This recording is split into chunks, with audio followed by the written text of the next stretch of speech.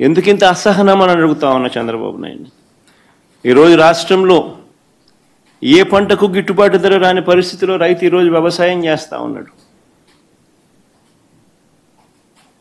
వరి కొనుగోళ్లకు సంబంధించి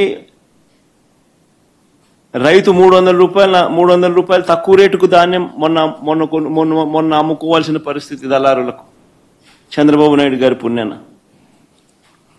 వరి దగ్గర నుంచి మిరప, పత్తి, జొన్న, కందులు, మినుములు, పెసులు, మొక్కజొన్న, సజ్జలు, రాగులు, వేరుశెనగ, అరటి, చీని, కొక్కో, ఇప్పుడు పొగాకు, మామిడి కూడా,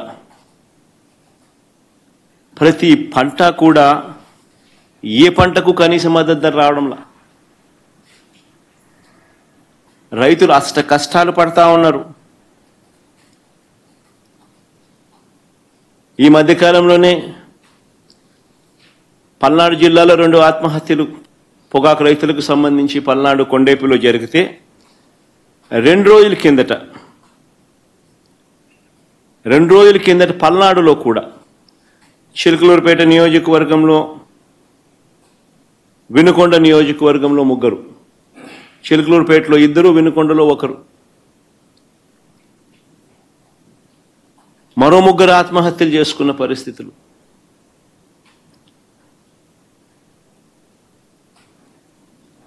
ప్రకాశం జిల్లాలో మన కళ్ళ ఎదుటే ఒక 2 ఆత్మహత్యలు జరిగితే మరో 3 ఆత్మహత్యలు కళ్ళ ఎదుటే కనిపిస్తా ఉన్నాయి. అయినా కూడా ఈ ప్రభుత్వం పట్టించుకునే పరిస్థితి లేదు. అయినా కూడా రైతులకు తోడుగా నిలబడే కార్యక్రమం అంతకన్నా జరగడం లేదు. ప్రజల సమస్యల పట్ల ఎవరైనా కూడా గొంతు విప్పితే చాలు చంద్రబాబు నాయుడు గారు నోట్లో నుంచి వచ్చే మాటలు ఏ స్థాయిలో ఉన్నాయనంటే భూస్థాపితం చేస్తాడట. ఆశ్చర్యం కలిగించే విషయాలు. 76 ఏళ్ల వయసు ఆయన, 76 ఏళ్ల వయసులో ఉన్న ఆయన ఒక ముఖ్యమంత్రి స్థానంలో కూర్చొని ఉన్న వ్యక్తి ఒక టీవీ ఇంటర్వ్యూలో మాట్లాడుతూ ప్రతిపక్షాన్ని భూస్థాపితం చేస్తాడంట. ప్రతిపక్ష నాయకుడు పేరెత్తి ఆయన ప్రతిపక్ష నాయకుడిని భూస్థాపితం చేస్తారంట. ఆ ఎల్లో మీడియాకి సంబంధించిన ఓనర్, ఆ టీవీ ఓనర్ ఒకడు అడుగుతాడు, ఎప్పుడు భూస్థాపితం చేస్తామని. ఈయన అదుగో మొదలు పెట్టేశాను, చేస్తా ఉన్నాను, త్వరలోనే చేసేస్తాను ఈయన అంటాడు. ఆశ్చర్యం. 76 ఏళ్ల ముసలాయనైనా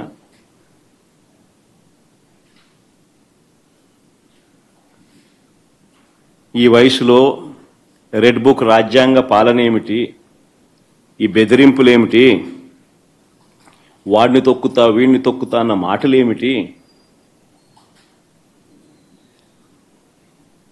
ప్రజలు ఏదో దేవుడు ప్రజలు దయదలిచి ఏదో అధికారం ఇచ్చారు.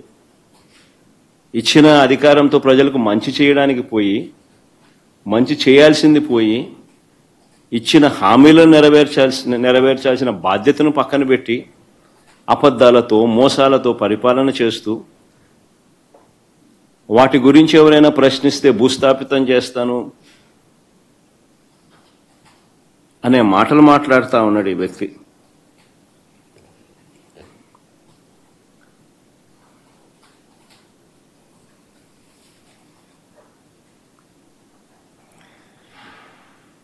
ఈ చంద్రబాబు నాయుడు గారి పాలనలో అసహనం అనేది ఏ స్థాయిలోకి పోయింది అని అంటే, ఏడాది కాలంలో ఈ ప్రభుత్వంలో ఏ ప్రభుత్వము కూడా గతంలో ఎప్పుడు చూడని విధంగా వ్యతిరేకతను చంద్రబాబు నాయుడు గారు ఈరోజు చూస్తూ ఉన్నారు.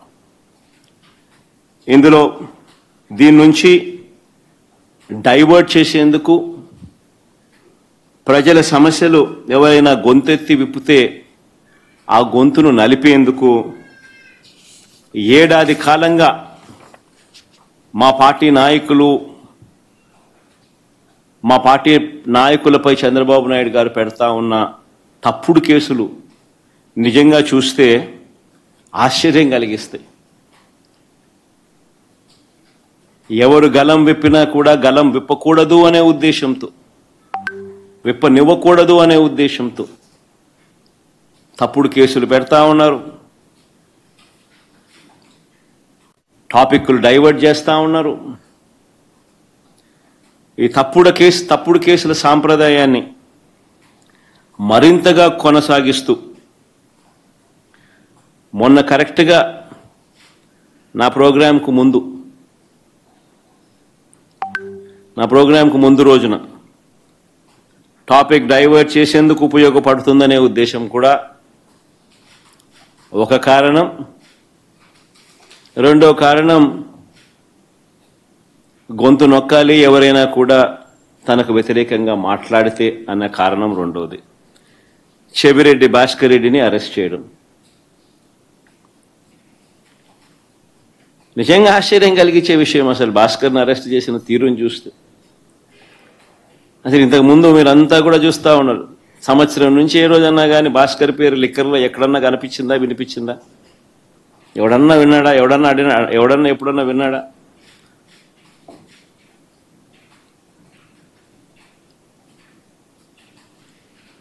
భాస్కర్ని ఇరికిచ్చేందుకోసం తప్పుడు సాక్ష్యాలను క్రియేట్ చేస్తూ ఉన్నారు.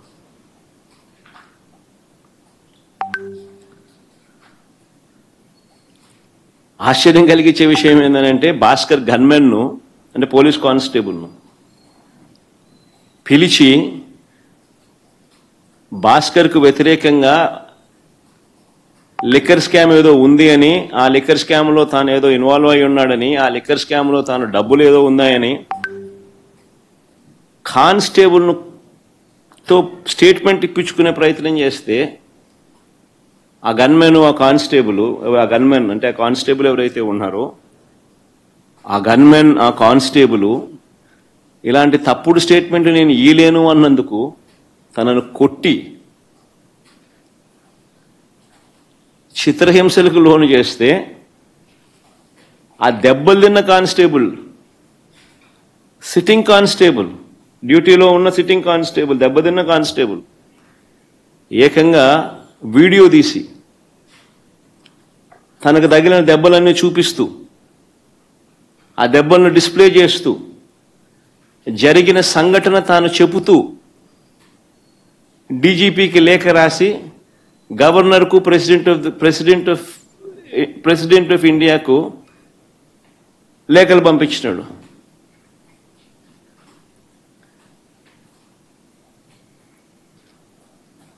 కోర్టులో కేసు వేసినాడు. నిన్న ఆ కేసు హియరింగ్ కూడా వచ్చింది.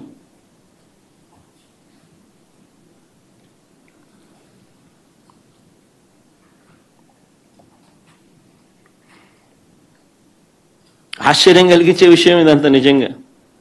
చెవిరెడ్డి భాస్కర్ రెడ్డి పేరు సంవత్సరంగా ఎప్పుడు చూస్తా ఉన్నాం. ఏ రోజు కూడా కనీసం ఎప్పుడు దీంట్లోకి ఎవరు ప్రస్తావించిన కూడా లేదు. గతంలో కూడా ఎప్పుడు సడన్గా భాస్కర్ పేరు తీసుకొచ్చారు.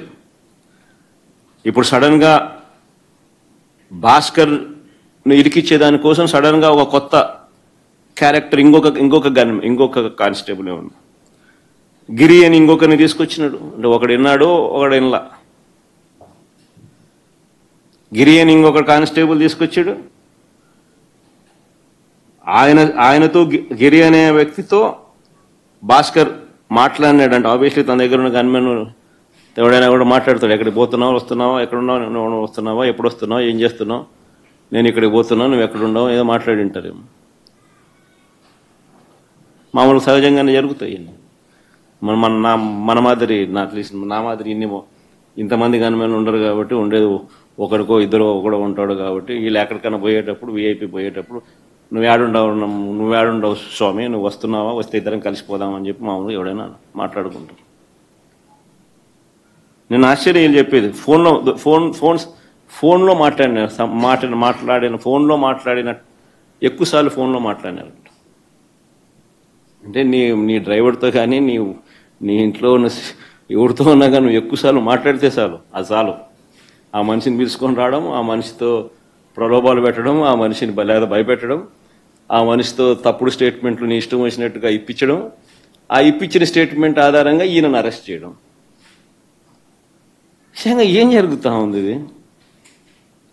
అదే మాదిరిగా ఇప్పించే ప్రయత్నం